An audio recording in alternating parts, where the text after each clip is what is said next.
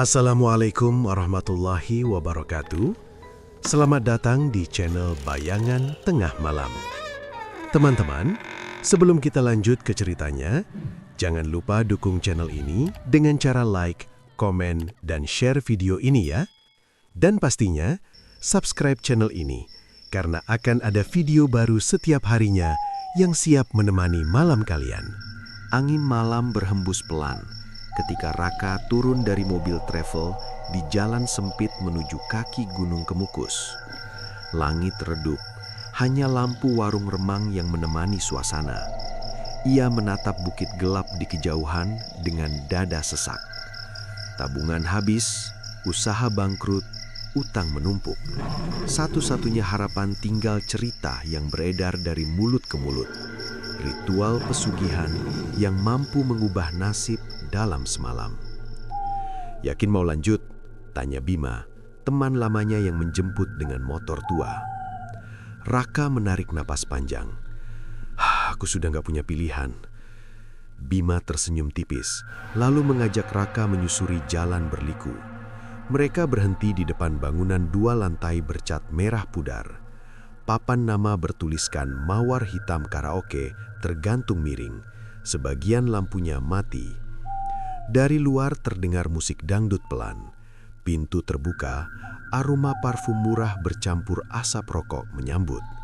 Lampu warna-warni memantul di dinding kaca. Beberapa pria duduk sambil tertawa keras, ditemani perempuan berpakaian mencolok. Raka merasa asing. Ia jarang masuk tempat seperti itu. "Kenapa kesini dulu?" bisiknya. Bima menepuk bahunya. "Semua urusan dimulai dari sini. Kalau mau naik ke atas nanti malam, harus dikenalkan dulu." Raka tidak bertanya lagi. Mereka duduk di sofa sudut. Seorang perempuan menghampiri. Rambutnya panjang tergerai, wajahnya pucat, matanya tajam namun kosong. "Selamat datang, Mas," ucapnya lembut. Raka terdiam. Perempuan itu memperkenalkan diri sebagai Sari. Suaranya halus, berbeda dari suasana bising sekitar. "Kamu baru pertama ke sini?" tanyanya sambil duduk perlahan. "Iya," jawab Raka singkat. Sari menatapnya dalam-dalam, seolah mengenali sesuatu. "Datang karena ingin kaya? Maksudnya?" "Orang yang ke tempat ini biasanya punya tujuan," katanya pelan. Bima tertawa kecil. Sari memang peka. Dia tahu siapa yang sedang butuh bantuan. Raka merasa jantungnya berdetak lebih cepat. "Kalau memang ada jalan, aku siap." Sari tersenyum tipis, namun senyumnya terasa aneh. Jalan selalu ada, tapi setiap langkah punya harga. Musik mendadak berhenti beberapa detik, lalu menyala lagi. Dalam jeda singkat itu, Raka seperti mendengar bisikan lirih di telinganya. Ia menoleh, tetapi tak pada siapapun. "Kamu dengar sesuatu?" tanya Raka. Sari menggeleng pelan. "Kadang tempat ini memang berisik, kadang juga terlalu sunyi." Percakapan mereka terhenti ketika seorang pria bertubuh besar mendekat. Dialah Pak Hendra, pemilik karaoke. Wajahnya penuh senyum ramah, namun sorot matanya sulit ditebak. "Ini tamu baru?" tanyanya. Bima mengangguk. "Teman saya, mau cari peruntungan." Pak Hendra tertawa pelan. "Peruntungan tidak datang sendiri, harus dijemput." Ia lalu menatap Raka. "Kalau benar-benar ingin berubah nasib, datang ke atas nanti jam 12. Jangan takut." Raka menelan ludah. "Apa yang harus saya siapkan?" "Keberanian," jawabnya singkat. Pak Hendra begitu-begitu saja. Sari berdiri hendak meninggalkan meja. Namun sebelum melangkah, ia berbisik, "Kalau masih bisa mundur, mundurlah." Raka menahan tangannya. "Kenapa bilang begitu?" Tatapan Sari berubah sendu. Karena tidak semua yang naik ke gunung itu kembali sebagai diri yang sama. Ucapan itu membuat udara terasa lebih dingin. Bima kembali duduk sambil menuang minuman. Jangan dengarkan omongan perempuan, dia cuma menakut-nakuti. Raka menatap panggung kecil tempat seorang penyanyi mulai melantunkan lagu lama. Lampu berputar perlahan, menciptakan bayangan bergerak di langit-langit. Sekilas ia melihat siluet perempuan berdiri di tangga menuju lantai 2. Rambut panjang menutupi wajahnya. "Kamu lihat itu?" tanya Raka pelan. "Lihat apa?" jawab Bima. Saat Raka menunjuk ke arah tangga, sosok itu sudah tidak ada. Waktu berjalan lambat. Jarum jam mendekati tengah malam. Suasana semakin sepi. Beberapa tamu pulang satu persatu. Sari kembali menghampiri dengan wajah lebih pucat. "Mas, keputusan ada di tanganmu," katanya lirih. Raka menggenggam gelasnya erat. "Aku sudah jauh datang ke sini." Sari menatapnya beberapa detik, lalu tersenyum samar. "Kalau begitu, semoga kamu kuat." Tepat pukul 12, lampu utama padam seketika. Hanya cahaya dari tangga lantai 2 yang menyala redup. Dari atas terdengar langkah pelan, seperti seseorang menunggu. Bima berdiri. Saatnya. Raka bangkit dengan napas berat. Ia melirik Sari untuk terakhir kali. Sari berdiri diam, wajahnya tanpa ekspresi. Namun sebelum Raka menaiki anak tangga pertama, ia mendengar suara Sari berbisik sangat dekat di telinganya, padahal tubuhnya masih jauh di bawah. "Jangan buat aku mengulang lagi." Raka menoleh cepat. Sari tetap berdiri di tempat semula, tersenyum tipis. Bulu kuduknya meremang, namun keinginan mengubah nasib lebih kuat daripada rasa takut. Dengan langkah perlahan, ia mulai menaiki anak tangga menuju lantai 2, menuju sesuatu yang belum ia mengerti sepenuhnya. Malam di kaki Gunung Kemukus terasa semakin sunyi, seolah bukit gelap itu sedang menunggu kedatangannya. Tangga kayu menuju lantai 2 berderit setiap kali diinjak. Raka melangkah pelan, diikuti Bima dari belakang. Cahaya kuning redup menggantung di ujung lorong sempit. Udara terasa lebih pengap dibandingkan ruang karaoke di bawah. Di atas tidak ada musik, tidak ada tawa, hanya sunyi yang menekan. Sebuah pintu terbuka perlahan. Dari dalam keluar Pak Hendra dengan wajah serius. "Masuk sendiri," ujarnya singkat pada Raka. Bima hendak ikut, namun pria itu menahannya. "Yang punya niat cukup 1 orang." Raka menoleh pada temannya. "Tunggu di bawah." Bima mengangguk ragu. Raka masuk ke ruangan kecil beralas tikar. Di tengahnya terdapat dupa menyala dan sesajen sederhana. Namun yang membuatnya terdiam adalah sosok yang duduk bersila membelakanginya. Sari. Rambut panjangnya terurai, pakaian yang dikenakan berbeda dari sebelumnya. Kini ia mengenakan kebaya putih polos. "Kamu?" suara Raka tercekak. Sari tidak langsung menjawab. Asap tipis mengepul di sekitar mereka. "Aku sudah bilang, seharusnya kamu tidak naik." "Kenapa kamu ada di sini?" tanya Raka. Perempuan itu perlahan berbalik. Wajahnya tampak lebih pucat, matanya sayu. "Karena semua yang datang ke tempat ini akan melewati aku." Raka kebingungan. "Maksudnya?" Sari berdiri, berjalan mendekat hingga jarak mereka hanya beberapa langkah. "Kamu ingin kekayaan, tapi kamu tidak tahu siapa yang menjaga jalan itu." "Pak Hendra bilang ini hanya ritual biasa." Sari tersenyum tipis. "Tidak ada yang biasa dari gunung itu." Tiba-tiba angin berhembus dari jendela yang tertutup rapat. Dupa berkedip. Bayangan mereka bergerak di dinding. "Apa yang sebenarnya terjadi di sini?" desak Raka. Sari menatapnya lama, seolah menimbang sesuatu. "Dulu aku juga seperti kamu, datang dengan harapan." Raka terdiam. "Aku bekerja di bawah sini, menghibur tamu. Suatu malam aku diajak naik, katanya akan diberi kehidupan lebih baik." "Lalu?" Sari memejamkan mata sesaat. "Aku tidak pernah benar-benar turun lagi." Kalimat itu membuat dada Raka terasa berat. "Tapi kamu tadi di bawah, melayani tamu." Senyum Sari perlahan memudar. "Tidak semua yang kamu lihat itu hidup." Raka mundur setapak. "Jangan bercanda." "Aku tidak bercanda." Suaranya kini terdengar lebih dalam, berbeda dari sebelumnya. "Namaku pernah dilaporkan hilang 3 tahun lalu." Raka menggeleng. "Itu tidak mungkin." Sari melangkah ke sudut ruangan, mengambil sebuah bingkai foto dari lemari kecil. Ia menyerahkannya pada Raka. Dalam foto itu terlihat wajah Sari dengan tulisan berita di bawahnya. Elsie Mawar Hitam menghilang secara misterius.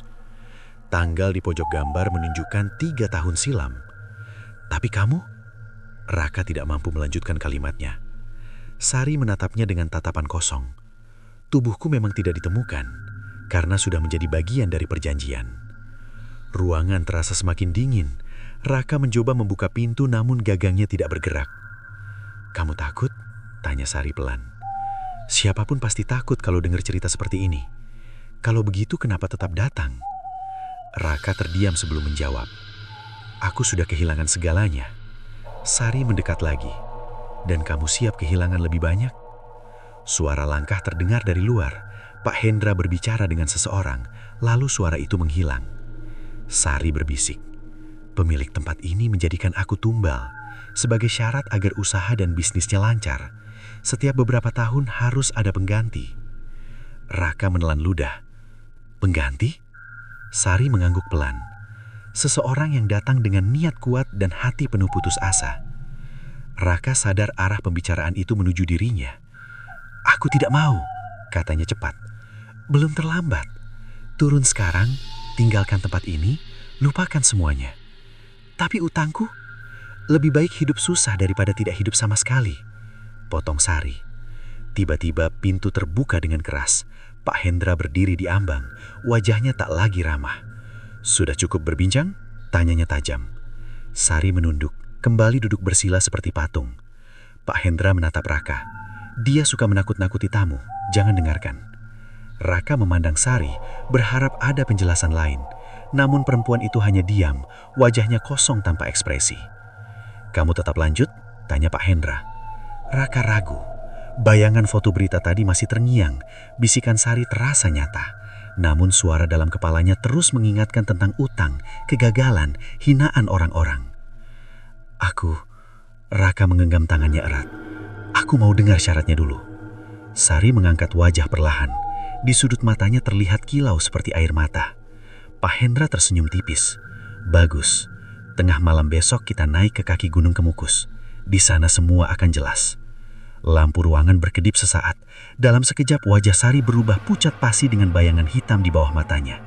Bibirnya bergerak tanpa suara, namun Raka dapat membaca satu kata. "Pergi." Saat Raka menoleh kembali ke arah Pak Hendra, ruangan terasa semakin sempit. Bau dupa berubah menyengat. Raka sadar satu hal. Keputusan yang diambil malam ini mungkin tidak bisa dibatalkan. Namun, langkahnya sudah terlalu jauh. Jam menunjukkan hampir 12 ketika mobil tua milik Pak Hendra berhenti di jalan tanah berbatu di kaki Gunung Kemukus. Udara terasa lembab.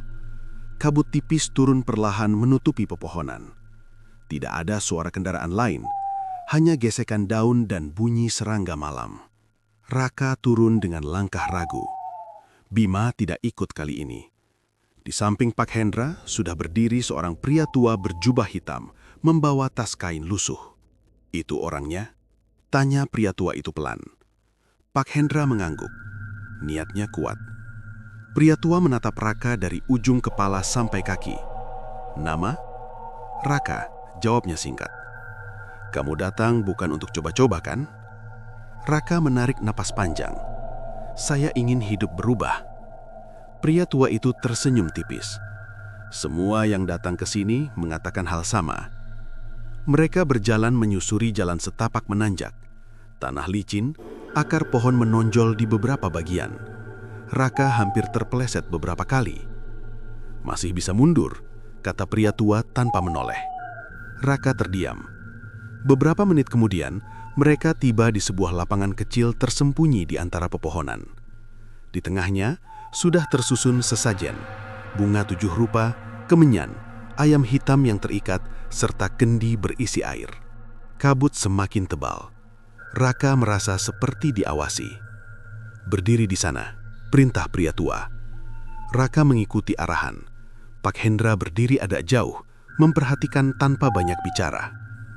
Pria tua mulai membaca mantra dengan suara rendah. Kata-katanya tidak jelas, terdengar seperti bisikan bercampur desahan angin. Kemenyan dibakar, Asapnya mengepul dan berputar membentuk lingkaran. Raka mencoba tetap tenang, namun tiba-tiba suhu udara berubah dingin menusuk. "Apa yang harus saya lakukan?" tanyanya pelan. "Ucapkan niatmu," jawab pria tua. Raka menutup mata. "Saya ingin bebas dari utang. Saya ingin usaha berhasil. Saya ingin hidup layak." Angin mendadak bertiup kencang. Ayam hitam berkokok keras lalu diam seketika. Pria tua menghentikan bacaan. "Sekarang, dengarkan." Sunyi menyelimuti tempat itu. Bahkan serangga pun berhenti bersuara. Dari balik kabut, muncul siluet perempuan berdiri beberapa langkah di depan Raka. Rambut panjang menutupi wajah. Kebaya putih yang dikenakan tampak kusam terkena tanah. Raka menahan napas. "Sari?" Sosok itu tidak menjawab. Pak Hendra tersenyum kecil. Penjaga sudah datang. Pria tua berkata tegas, "Jika kau menerima perjanjian, maka kekayaan akan mengalir. Tapi kau harus setia pada penunggu tempat ini." "Apa maksudnya setia?" tanya Raka dengan suara bergetar. "Tidak mengkhianati, tidak menolak panggilan, tidak lari saat diminta kembali." Raka menatap sosok di depannya. Perlahan, perempuan itu mengangkat wajah. Itu memang Sari, namun matanya hitam pekat tanpa bagian putih. Bibirnya pucat, kulitnya terlihat seperti tanah basah. "Kamu memilih jalan ini." Suaranya terdengar berbeda, berat dan bergema. Raka gemetar. Aku hanya ingin hidup lebih baik." Semua orang yang datang ke sini menginginkan hal sama, tapi tidak semua siap membayar. "Apa yang harus kubayar?" tanya Raka. Pria tua menjawab, "Kesetiaan dan sebagian dari hidupmu." "Maksudnya?" Pak Hendra menyelah. "Tenang saja, selama kamu patuh, tidak ada yang perlu ditakutkan." Sari menoleh tajam ke arah Pak Hendra, lalu kembali menatap Raka. "Jangan percaya semua ucapan." Kabut bergerak lebih cepat, mengelilingi mereka seperti pusaran. Raka merasa kepalanya pusing. "Katakan kau menerima," bisik pria tua. Raka menutup mata sejenak. Bayangan rumah kontrakan yang hampir disita, telepon penagih utang, tatapan kecewa ibunya, semuanya muncul bergantian. "Aku terima," ucapnya akhirnya. Suasana mendadak hening total. Sari berdiri tepat di hadapannya. Tangannya yang dingin menyentuh dada Raka. "Mulai malam ini, jalanmu terikat denganku," katanya pelan. Raka merasakan sensasi panas menjalar di tubuhnya, seperti ada sesuatu yang masuk dan menetap. Pria tua menyembelih ayam hitam, darahnya diteteskan ke tanah. Perjanjian selesai. Pak Hendra tertawa pelan. "Selamat Raka, besok pagi kau akan melihat hasilnya." Sari perlahan mundur ke dalam kabut. Sebelum menghilang, ia berbisik, "Ingat, jangan pernah coba lari." Kabut menutup seluruh lapangan.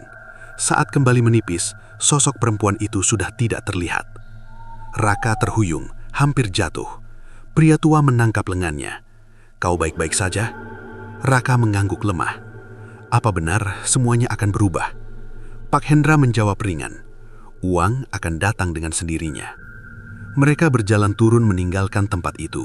Namun setiap langkah terasa berbeda. Raka merasa ada yang mengikuti dari belakang. Saat hampir sampai di mobil, ia menoleh sekilas. Di antara pepohonan, di balik kabut tipis, Sari berdiri diam menatap dia.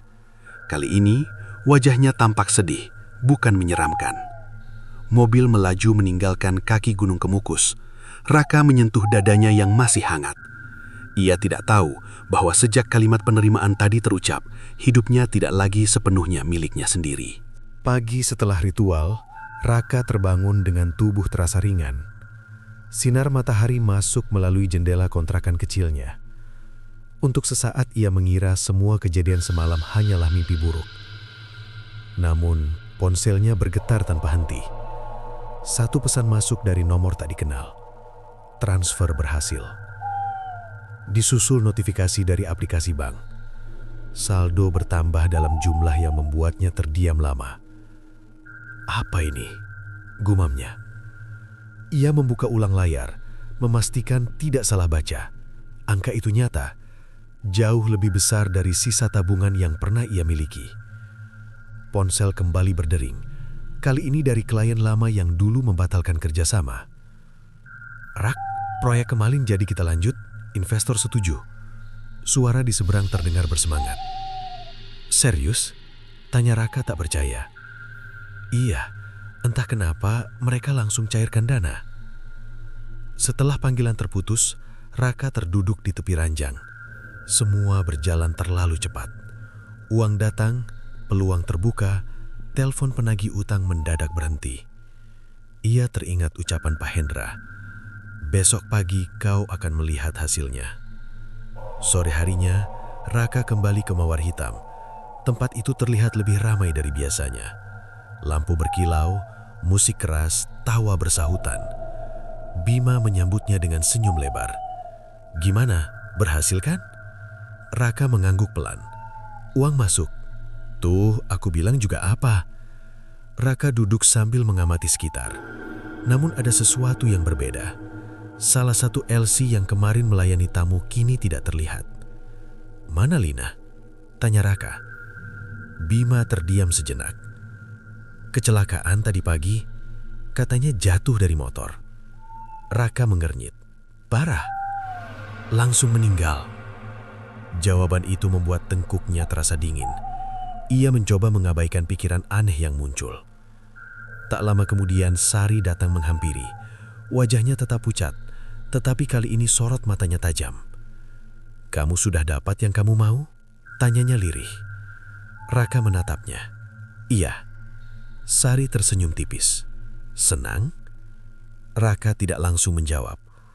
"Ada yang meninggal tadi pagi." Sari menunduk perlahan. "Satu sudah mulai." "Kamu tahu tentang ini?" Suara Raka meninggi.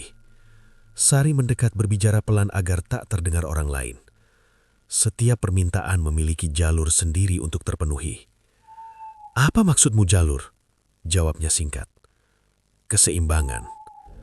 Raka bangkit dari duduknya. "Aku tidak minta korban." Sari menatapnya lama. "Kamu minta perubahan cepat. Alam memilih caranya sendiri." Musik di panggung berubah menjadi lagu lama yang pernah Sari nyanyikan. Suaranya mengalun dari speaker meski tidak ada yang sedang tampil. Beberapa tamu saling berpandangan. "Siapa yang nyalakan lagu itu?" teriak salah satu pegawai. Tak ada yang menjawab. Lampu tiba-tiba berkedip. Raka melihat bayangan perempuan berambut panjang melintas di cermin dinding. Saat ia menoleh, tak ada siapapun di sana. Bima menepuk bahunya. "Kamu kelihatan tegang. Ada yang tidak beres," bisik Raka. Belum sempat ia melanjutkan, teriakan terdengar dari belakang. Seorang karyawan pria terjatuh dari tangga menuju lantai 2. Tubuhnya tergeletak tak bergerak. Orang-orang panik. "Panggil ambulans!" teriak seseorang. Raka berdiri kaku. Ia melihat jelas sebelum pria itu jatuh, seolah ada tangan yang mendorong dari belakang. Namun tak seorang pun berada di sana. Sari berdiri beberapa langkah dari kerumunan, wajahnya tanpa ekspresi. "Kamu lihat?" tanya Raka gemetar. Sari menjawab pelan, "Dia dulu ikut menarikku ke atas." Ucapan itu membuat darah Raka terasa berhenti mengalir. "Apa kamu melakukan ini?" Sari menggeleng pelan. "Bukan aku, dendam yang belum selesai." Ambulans datang membawa korban pergi. Suasana tempat hiburan itu berubah sunyi. Pak Hendra muncul dengan wajah tegang. "Semua pulang, tutup malam ini." Tatapannya bertemu dengan Raka sejenak, lalu beralih pada Sari. Ada ketakutan samar di mata pria itu. Raka menarik Sari ke sudut ruangan. "Katakan yang sebenarnya." Sari menatapnya dengan sorot sedih. "Aku terikat di gunung, tapi rasa sakitku bebas berjalan." "Apa maksudmu?" "Orang-orang yang dulu menyakitiku, satu persatu akan merasakan akibatnya." Raka menelan ludah. "Dan semua ini terjadi setelah aku menerima perjanjian." Sari mengangguk pelan. "Kamu membuka pintu." Angin tiba-tiba berhembus dari pintu yang tertutup. Lilin dekorasi di meja padam bersamaan. Raka merasa dadanya kembali panas seperti malam ritual. Ia menyadari sesuatu yang mengerikan. Kekayaan yang datang bukan sekedar hadiah, melainkan bagian dari rangkaian balas dendam. Aku bisa hentikan? Tanyanya putus asa. Sari menatap lurus ke arahnya. Perjanjian belum selesai. Ini baru pertamaan. Di luar, suara sirine ambulans menghilang di kejauhan. Di dalam, suasana terasa lebih mencekam dari sebelumnya. Raka pulang dengan kepala penuh pertanyaan. Di layar ponsel, notifikasi baru kembali muncul. Proyek lain disetujui, pembayaran tambahan masuk. Uang terus mengalir. Namun di saat yang sama, satu nama lagi muncul di grup pesan karyawan Mawar Hitam. Masuk rumah sakit, kondisi kritis. Raka memejamkan mata. Ia mulai mengerti bahwa setiap angka yang bertambah di rekeningnya mungkin dibayar dengan sesuatu yang tak terlihat. Dan malam itu, ketika ia hampir tertidur, terdengar suara perempuan berbisik sangat dekat di telinganya. Janji sudah berjalan. Sejak 2 karyawan Mawar Hitam meninggal dalam waktu berdekatan, Raka tak bisa lagi menikmati uang yang terus berdatangan. Setiap notifikasi transfer terasa seperti bunyi lonceng kematian. Ia memutuskan mencari tahu kebenaran tentang Sari. Siang itu, ia datang lebih awal ke karaoke. Tempat masih sepi. Hanya seorang pegawai lama bernama Yanto yang sedang membersihkan meja. "Mas, boleh tanya sesuatu?" Ucap Raka pelan. Yanto menoleh. "Tanya apa?" "Soal Sari. Dia kerja di sini sudah lama?" Wajah Yanto langsung berubah tegang. Ia melihat ke sekitar sebelum menjawab. "Kenapa tiba-tiba bahas dia?" "Cuma penasaran." Yanto menghela nafas. 3 tahun lalu dia memang kerja di sini. Ramai tamu karena dia. Cantik, suara bagus. Lalu, suatu malam dia hilang. Katanya kabur sama pelanggan. Tapi gosipnya beda. "Gosip apa?" Yanto mendekat, menurunkan suara. "Dia dibawa naik ke atas. Katanya ada acara khusus." Raka menahan nafas. "Acara apa?" "Ritual," jawab Yanto singkat. Sejak itu, usaha tempat ini makin lancar. Jantung Raka berdegup lebih keras. Siapa yang bawa dia? Yanto ragu. "Mas sendiri pasti tahu siapa yang sering naik tengah malam." Nama Pak Hendra langsung terlintas di pikiran Raka. Belum sempat ia bertanya lagi, suara langkah terdengar dari belakang. Sari berdiri di ujung lorong, memandang mereka tanpa ekspresi. Yanto langsung pucat. "Saya ke belakang dulu." Ia pergi tergesa.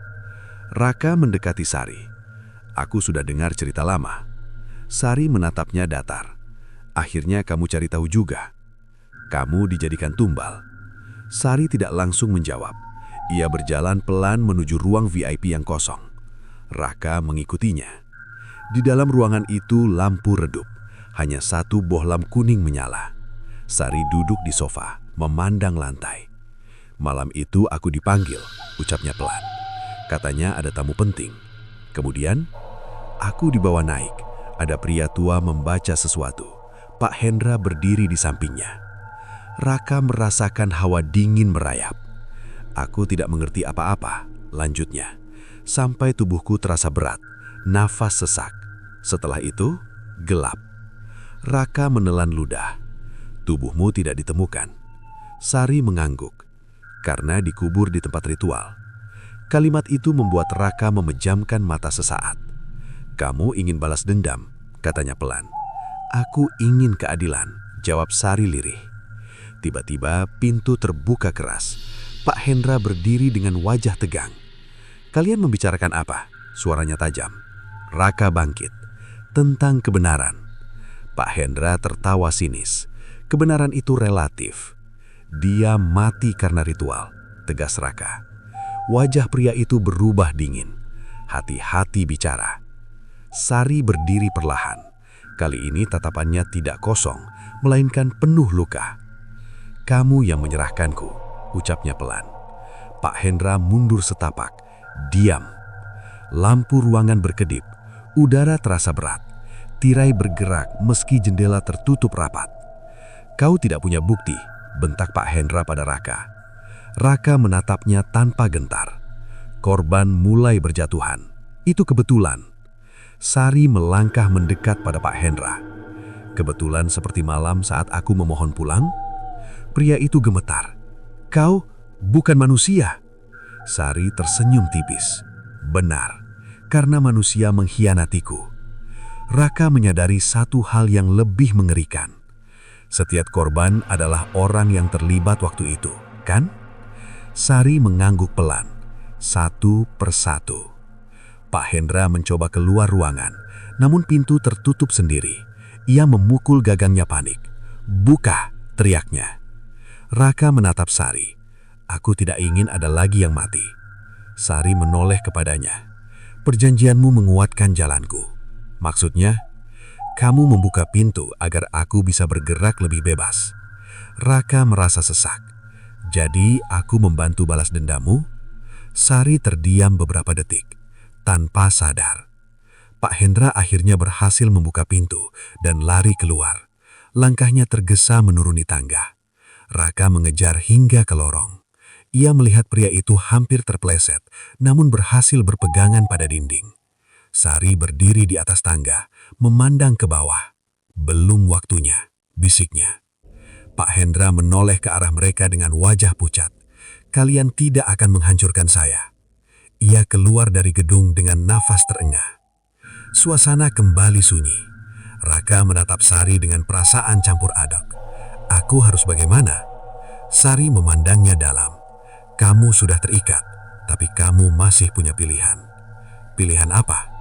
"Menjadi alat atau menghentikan semuanya." Raka terdiam.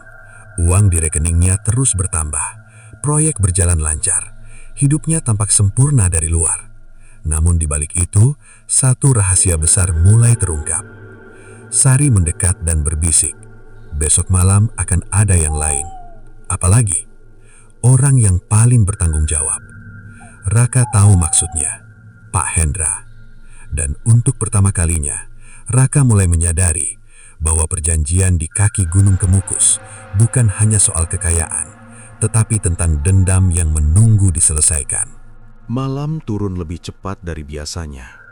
Awan gelap menggantung rendah di atas kaki Gunung Kemukus, seolah menekan udara di sekitarnya. Mawar hitam tetap buka, tetapi suasananya berbeda.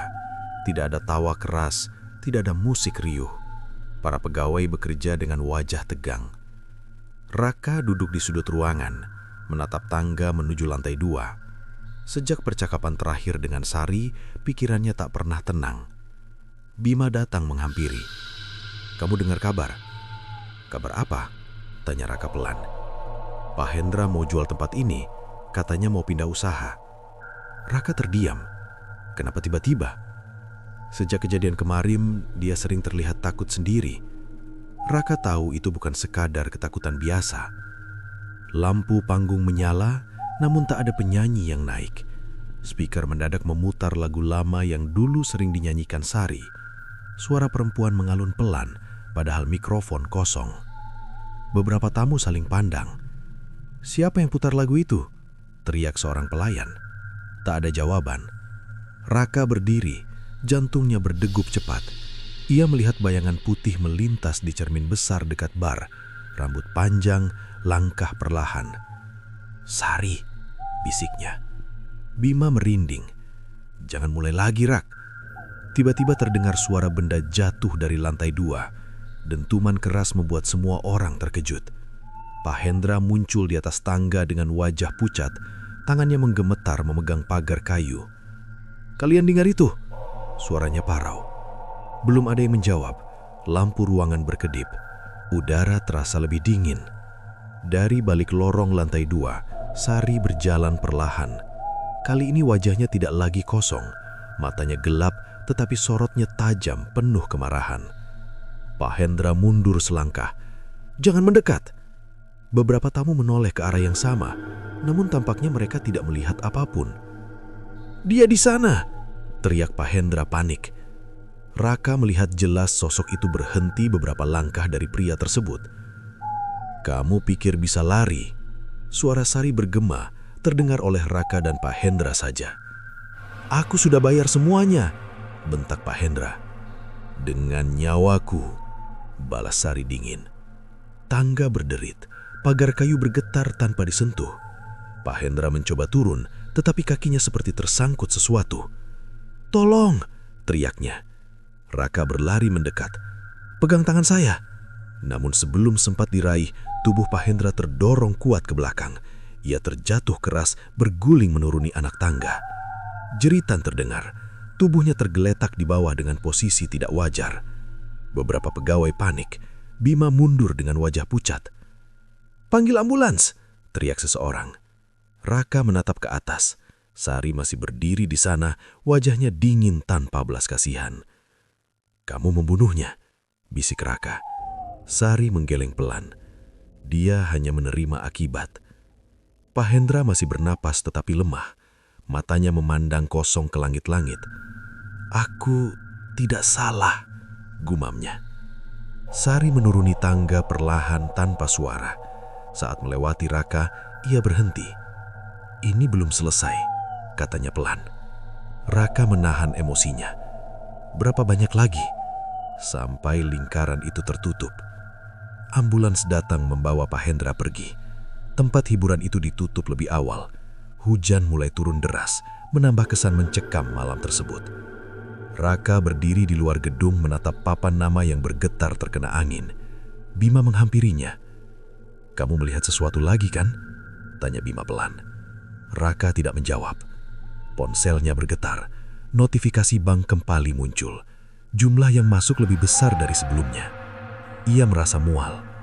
Sari muncul di sampingnya meski tidak ada orang lain yang menyadari. "Kekayaanmu tumbuh," ucap Sari. "Dan korban juga," balas Raka. Sari memandang ke arah jalan yang basah oleh hujan. Mereka yang terlibat malam itu satu persatu akan jatuh. "Termasuk siapa lagi?" Sari menatapnya dalam. "Orang yang membawamu ke sini." Raka terdiam. Nama itu langsung terlintas di pikirannya. Bima. Suaranya hampir tak terdengar. Sari tidak menjawab, tetapi tatapannya cukup jelas. Raka merasa dadanya kembali panas seperti saat ritual. Ia menyadari sesuatu yang lebih mengerikan dari semua kejadian sebelumnya. Balas dendam Sari bukan hanya tentang kematian, melainkan menghancurkan seluruh akar pengkhianatan. Dan akar itu belum sepenuhnya tercabut. Hujan semakin deras, lampu jalan berkedip-kedip. Sari berbisik sebelum menghilang di balik bayangan malam. Raka berdiri sendirian di tengah suara hujan dengan uang yang terus mengalir dan rasa bersalah yang semakin dalam. Ia mulai memahami bahwa balas dendam Sari bukan hanya tentang kematian, melainkan menghancurkan seluruh akar pengkhianatan. Dan akar itu belum sepenuhnya tercabut. Sejak kejadian di tangga karaoke, Mawar Hitam resmi tutup sementara. Garis polisi terpasang di pintu depan. Pak Hendra masih dirawat di rumah sakit dalam kondisi kritis. Kabar itu tersebar cepat, membuat banyak orang enggan mendekat. Raka berdiri di luar gedung kosong itu saat sore menjelang malam. Hujan sudah berhenti, tetapi tanah masih basah. Ponselnya kembali bergetar. Proyek baru disetujui, pembayaran tambahan masuk, bahkan ada tawaran kerjasama dari luar kota. Semua berjalan terlalu mudah. "Apa kamu puas sekarang?" Suara lembut terdengar di belakangnya. Raka tidak perlu menoleh untuk tahu siapa yang datang. "Aku tidak pernah minta ini terjadi," jawabnya pelan. Sari berdiri beberapa langkah darinya. Wajahnya lebih pucat dari sebelumnya, namun tatapannya tidak lagi sekeras kemarin. "Kamu meminta perubahan cepat," katanya tenang. "Jalan tercepat selalu punya bayangan panjang." Raka menatap kosong ke papan nama yang mulai berkarat. "Kamu bilang lingkaran belum tertutup. Siapa lagi?" Sari terdiam sesaat. "Orang yang membawamu naik ke gunung." Raka menggenggam tangan. Bima tidak tahu apa-apa. "Tidak tahu?" Sari menatapnya dalam. "Dia pernah berada di atas malam saat aku dipanggil." Raka terdiam. "Dia tidak mendorongku," lanjut Sari, "tetapi dia membiarkannya terjadi." Angin berhembus pelan. Raka teringat malam pertama datang ke sini, ketika Bima berkata semua urusan dimulai dari tempat itu. "Kenapa kamu tidak langsung mengambilnya?" tanya Raka. Sari memandang ke arah kaki gunung Kemukus yang terlihat samar di kejauhan. "Karena perjanjianmu mengikatku pada aturan." "Aturan apa?" "Harus ada pengganti." Kalimat itu membuat Raka menoleh cepat. "Pengganti? Untuk memutus kontrak?" Harus ada jiwa lain yang menggantikan. Raka menggeleng keras. Tidak, aku tidak akan menyerahkan siapapun. Sari mendekat perlahan. Kalau begitu, perjanjian tetap berjalan. Korban akan terus bertambah sampai semua yang terlibat selesai. Termasuk aku? Tanya Raka dengan suara berat. Sari menatapnya lama. Kamu terikat, bukan target. Jawaban itu tidak membuatnya lega. Malam semakin gelap. Lampu jalan menyala redup. Dari kejauhan terdengar suara motor mendekat. Bima datang dengan wajah cemas. Kamu di sini?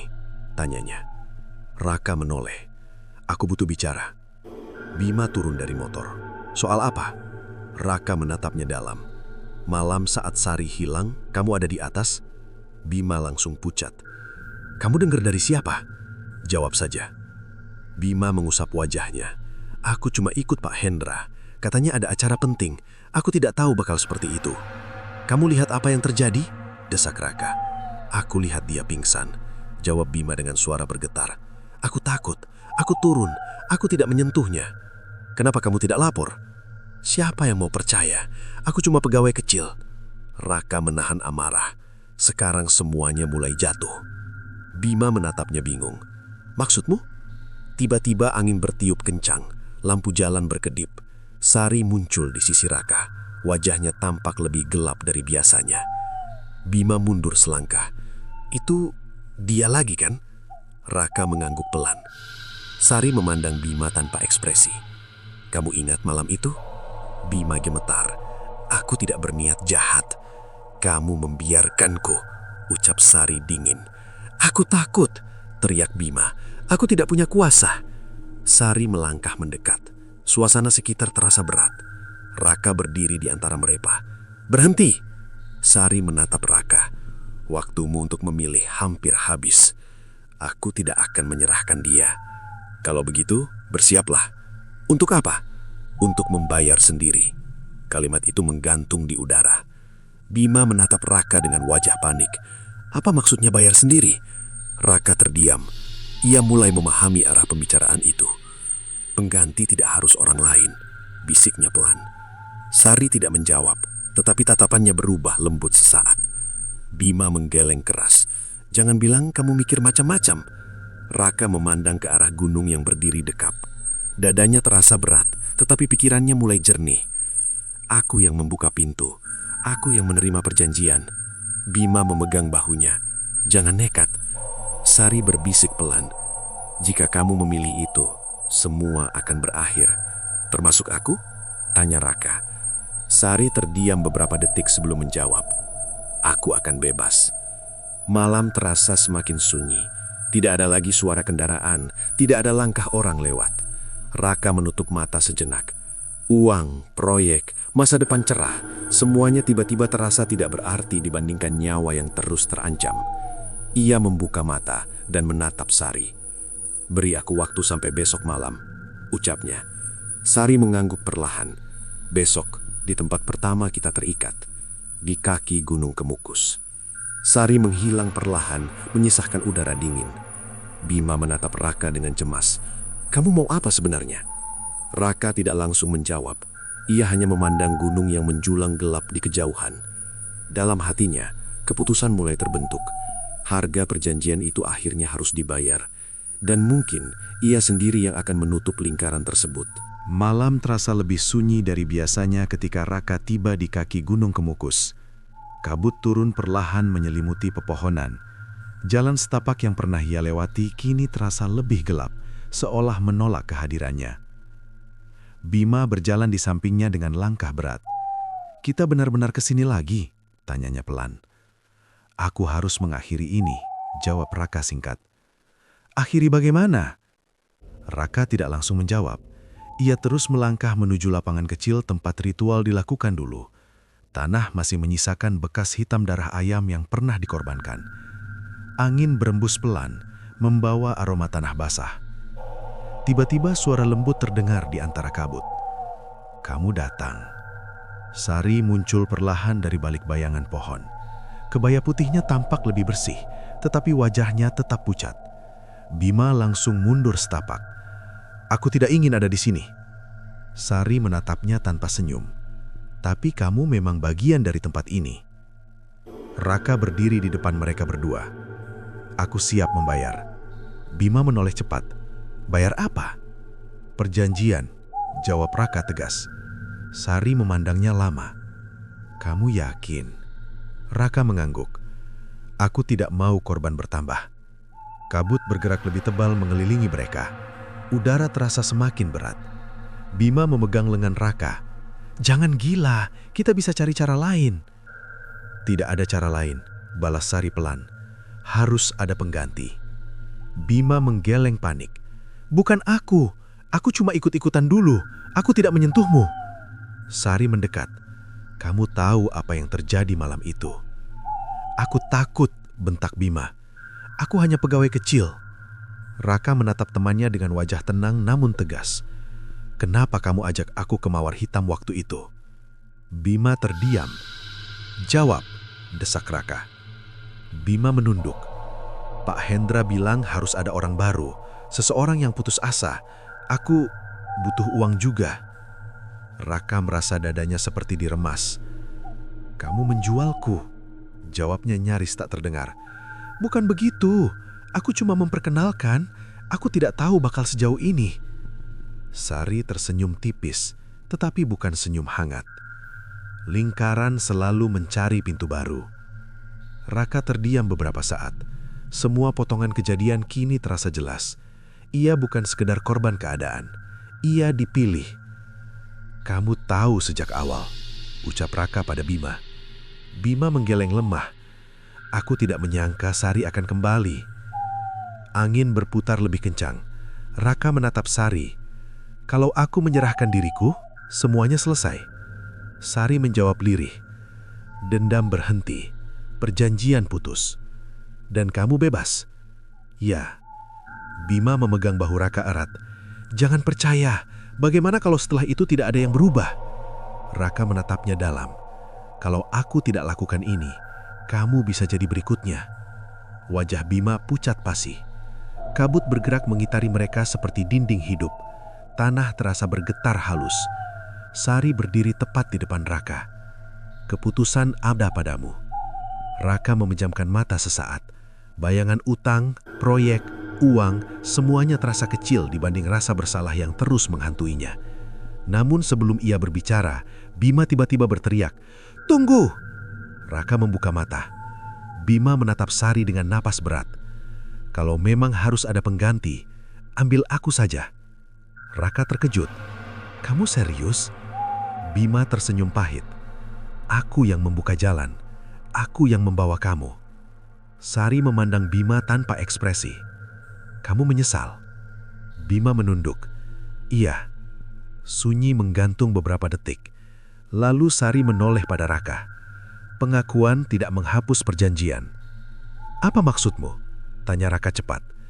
Yang membuka pintu tetap kamu, jawabnya pelan. Bima mundur perlahan.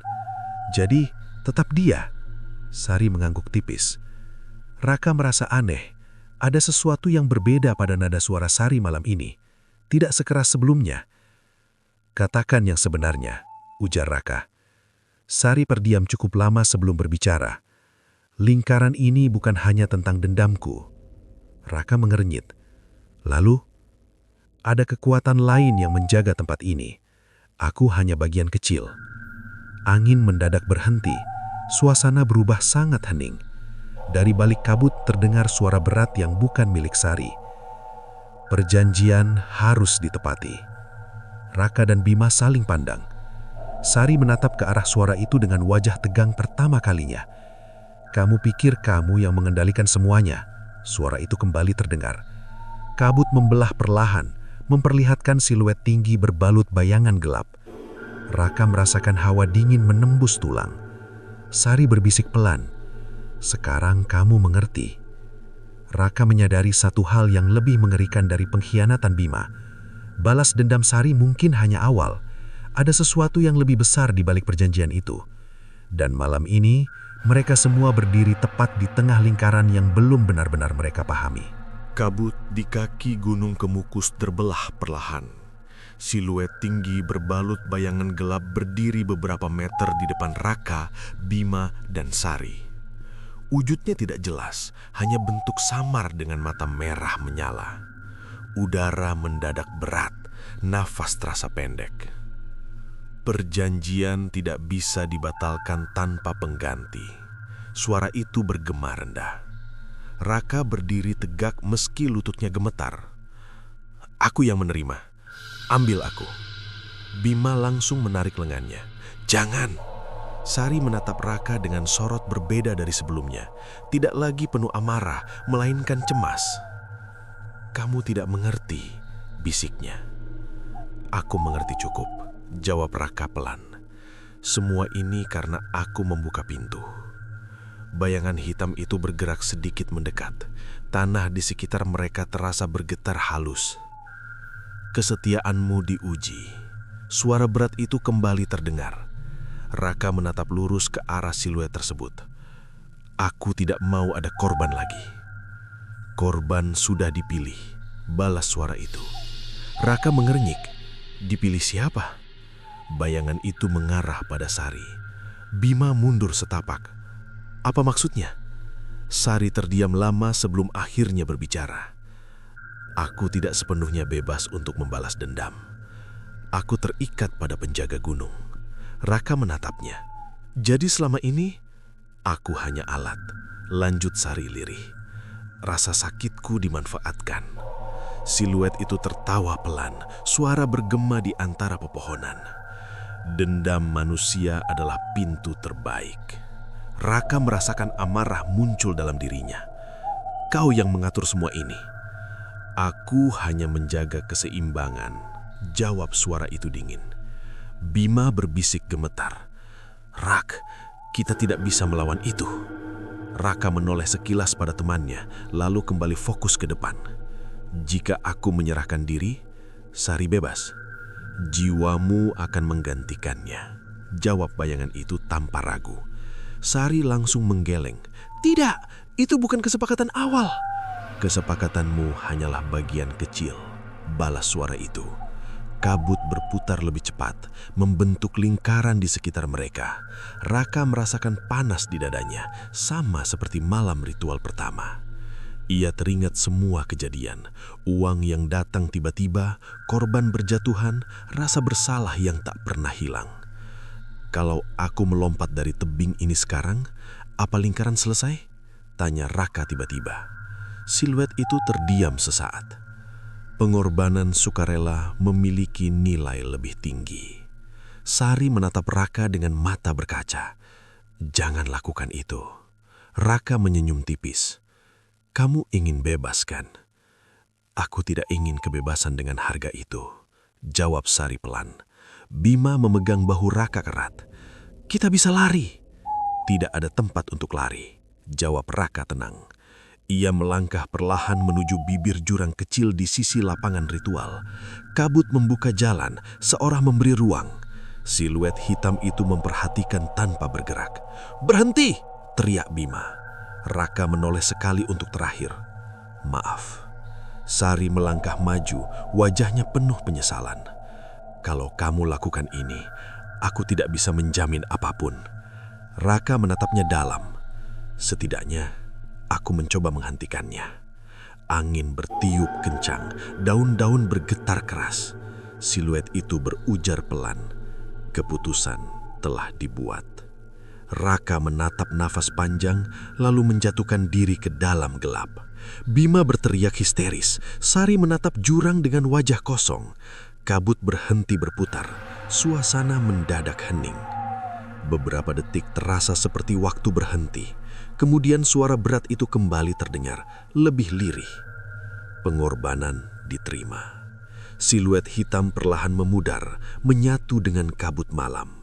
Sari berdiri diam merasakan sesuatu terlepas dari dirinya. Rantai tak terlihat yang selama ini mengikatnya terasa hancur. Ia menutup mata. Ketika membukanya kembali, udara tidak lagi seberat tadi.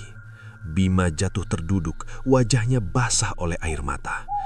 Sudah selesai. Sari memandang ke arah jurang. Lingkaran ini, iya.